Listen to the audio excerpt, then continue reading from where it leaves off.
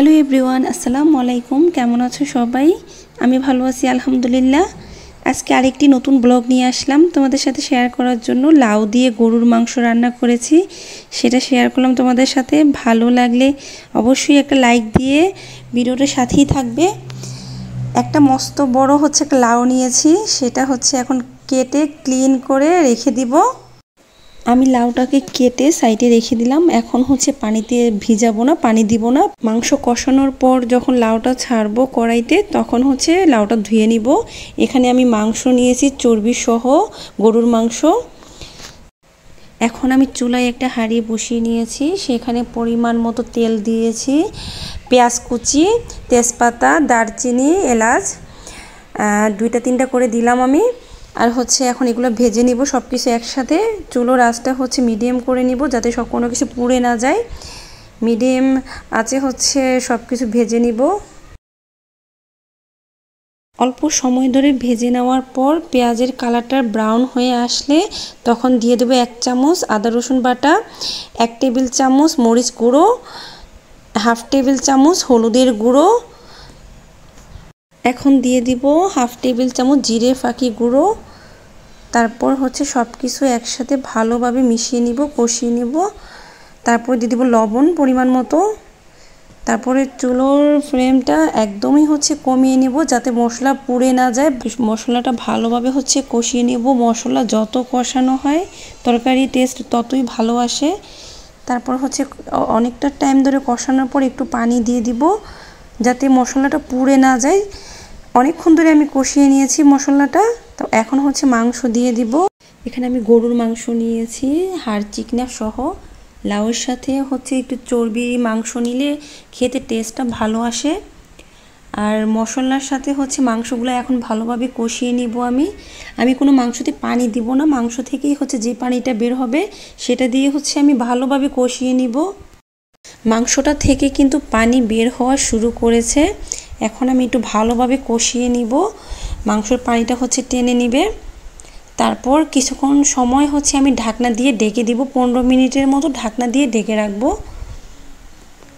গ্যাসের flame medium রেখে 15 minute অপেক্ষা করব। তারপরে 15 মিনিট পর ফিরে আসলাম। মাংসটা পানি শুকিয়ে গিয়েছে, মাংস থেকে যে পানি উঠছিল। এখন আমি টমেটো দিয়ে দিব। এটা তো লাউয়ের তরকারি, লাউ কাঁচামরিচ, টমেটো, ধনিয়া পাতা, যার যেটা পছন্দ দেওয়া যায়। কালারটাও সুন্দর আসে, খেতেও ভালো লাগে। আমি টমেটো দিয়ে একটু নাড়া দিয়ে ঢেকে দিলাম। 5 মিনিটের মতো ঢেকে রেখে দিব, টমেটোটা সফট হওয়া পর্যন্ত। মাংস থেকে যে এক্সট্রা পানি বের হয়েছিল, পানিটা কিন্তু একেবারেই নেই, কমে গিয়েছে। মাংস সহ মশলাটা কিন্তু ভালোভাবে কষানো হয়েছে। যেহেতু এটা গরুর মাংস সেদ্ধ হতে বেশ সময় লাগে। যেহেতু আমি এটা লাউ দিয়ে রান্না করব, লাউটা কিন্তু তাড়াতাড়ি সেদ্ধ হয়ে যায়, গরুর মাংস কিন্তু সেদ্ধ হবে না।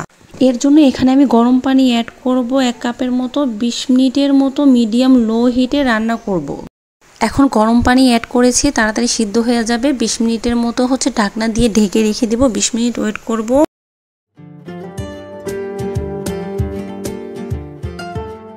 20 মিনিট পর ফিরে আসলাম। এখন মাংসটা নরম হয়ে গেছে, সফট হয়েছে কিছুটা। তো এখন লাউটা যে কেটে ধুয়ে ক্লিন পরিষ্কার করে রেখেছিলাম, সেটা এখন মাংসতে লাউটা দিয়ে দিব। লাউ দিয়ে গরুর মাংস কিন্তু অনেক টেস্ট হয়, অনেক মজা। এটা আমি অনেক পছন্দ করি। আপনারাও রান্না করে দেখবেন, এটা ভীষণ মজা। আমি লাউটা মাংসতে দিয়ে দিলাম। এখন একটু অল্প কষিয়ে ঢেকে দিব। আর লাউ থেকে যে পানি উঠবে সেটা দিয়ে আমি পুরো রান্নাটা করব। আমি আর কোনো এক্সট্রা পানি দিব না এখানে।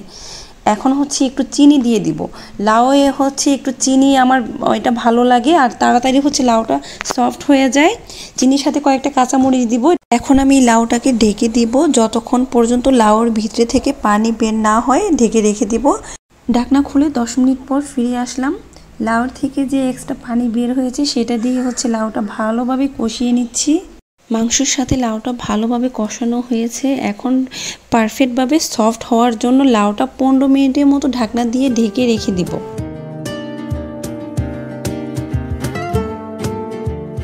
ঢাকনা দিয়ে ঢেকে রান্না করলাম। 15 মিনিট পর ফিরে আসলাম। লাউটা একদম সফট নরম হয়ে গেছে, ভালোভাবে বলক চলে আসছে। লাউটা একদম কচি ছিল, এটাতে কোনো পানি ব্যবহার করিনি আমি। লাউ থেকে যথেষ্ট পানি উঠেছে। সেটা দিয়ে রান্না করলাম।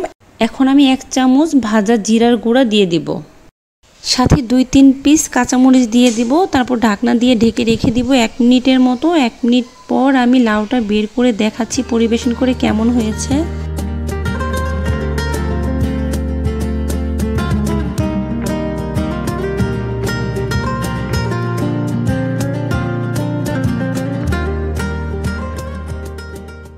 লাউ দিয়ে গরুর মাংস খুব সহজ একটা রান্না, এটা সবাই পারে মোটামুটি, খুবই মজার খাবার এটা, যারা খেয়েছে সবাই জানে। লাউ দিয়ে গরুর মাংস এটা আমার অনেক পছন্দের একটা খাবার, আমার হাজব্যান্ড অনেক লাইক করে, আমার বাচ্চারাও হচ্ছে এটা খেয়ে হচ্ছে অনেক প্রশংসা করেছে যে এটা ভালো লাগে আম্মু।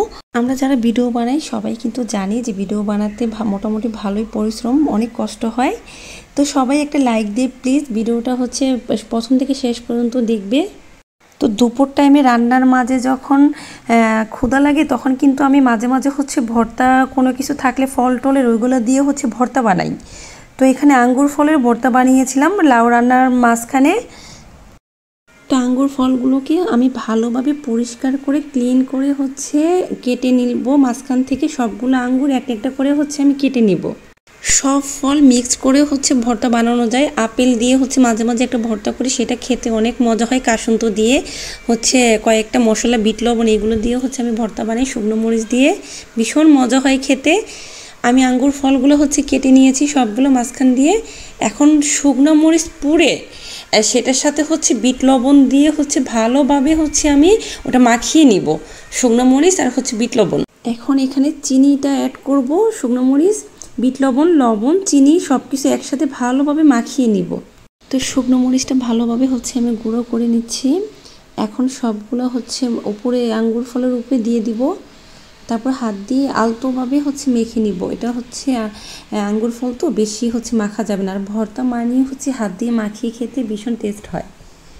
তারপর হচ্ছে সবগুলো দেওয়ার পর চিনিটা কম মনে হয়েছিল, আর একটু চিনি অ্যাড করলাম সাথে। তো চিনিটা ভর্তার সাথে চামচ দিয়ে ভালোভাবে মাখিয়ে নিলাম।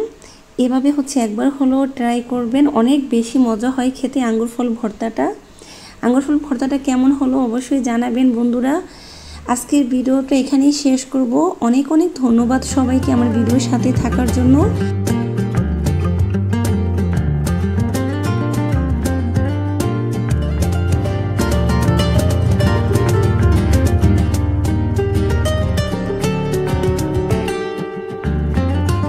আসসালামু আলাইকুম, আল্লাহ হাফেজ সবাইকে। সবাই খুব ভালো থেকো, সুস্থ থেকো।